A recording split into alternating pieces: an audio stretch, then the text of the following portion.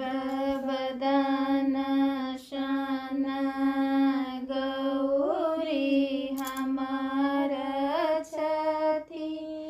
सूर्य सन करब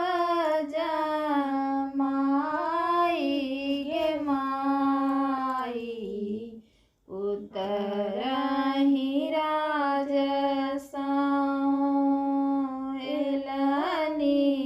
तपसिया बैसि गेल ऋषि के दुआरी गे माई भिखियो ने लिए जोगी मुख होने बोलाए मांगै छै गौरी कुमारी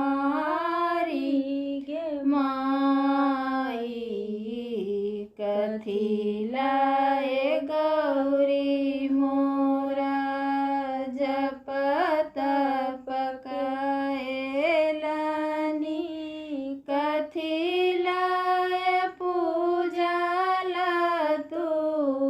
सारी गे माई कथी लाए गौरी मोरा कैल कठिन व्रत कथी लाए माघ नहाई गे माई शिव लाए आहे आमा जप